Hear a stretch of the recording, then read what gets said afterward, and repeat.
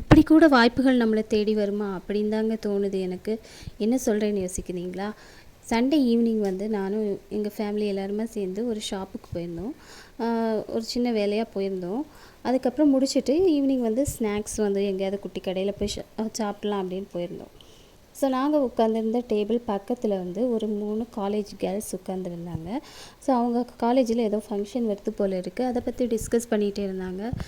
இனிமேல் இந்த ஷாப்பில் போய் பார்க்கலாம், அங்கே போய் பார்க்கலாம் அப்படி இப்படின்னு பேசிக்கிட்டே இருந்தாங்க. அப்புறம் என்னென்ன வாங்கணும் இனிமேல் அப்படின்னு லிஸ்ட் போட்டுட்ருந்தாங்க. பேங்கிள் வாங்கணும், இயரிங்ஸ் வாங்கணும், அப்புறம் என்னது இன்விசிபிள் செயின், இந்த மாதிரியெல்லாம் பேசிக்கிட்டே இருந்தாங்க. ஸோ எனக்கு உள்ளுக்குள்ளே ஆசை இருந்து ஓகே கேட்டு பார்க்கலாமா அப்படின்னு நினச்சிட்டு இருந்தேன். இருந்தாலும் நமக்கு ஒரு மாதிரி தெரியாதவங்க கிட்ட பேச ஒரு தயக்கம் இருக்கும்ல, எனக்கு அப்படி தான் இருக்கும்.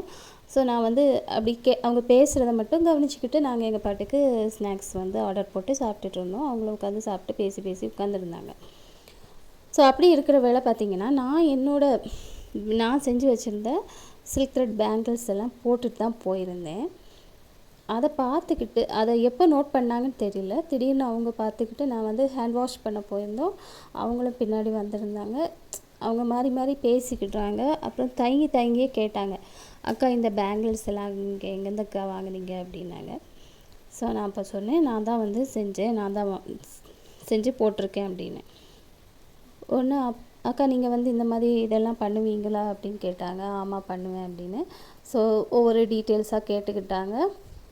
அவங்க வந்து காலேஜில் ஃபங்க்ஷன் வருதுக்கா, எங்களுக்கு காலேஜ் டே வருது, ஸோ எங்களுக்கு இது பண்ணி கொடுப்பீங்களா அப்படின்னு பேங்கிள்ஸு, இயரிங்ஸ், அப்புறம் இன்விசிபிள் செயின், இந்த மாதிரி நிறைய விஷயங்கள் வந்து கேட்டிருக்காங்க.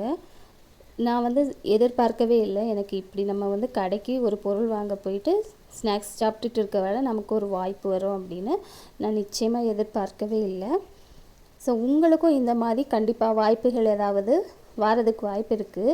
அதுக்கு நீங்கள் பண்ண வேண்டிய ஒரே விஷயம், நீங்கள் செஞ்சு போட்டிருக்கிற வச்சுருக்கிற அதாவது ஜுவல்லரி ஐட்டம்ஸ் எதுவாக இருந்தாலும் சரி, எங்கேயாவது வெளியே போகிற வேலை மறக்காமல் அதையும் வியர் பண்ணிட்டு போங்க. இப்படி கூட நமக்கு ஒரு சில சமயங்களில் வாய்ப்புகள் வர்றதுக்கு சான்சஸ் இருக்குது.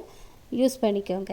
தேங்க்யூ. இந்த வீடியோ உங்களுக்கு பிடிச்சிருந்ததுன்னா மறக்காமல் லைக் பண்ணிக்கோங்க. நம்ம சேனல்லையும் சப்ஸ்கிரைப் பண்ணிக்கோங்க.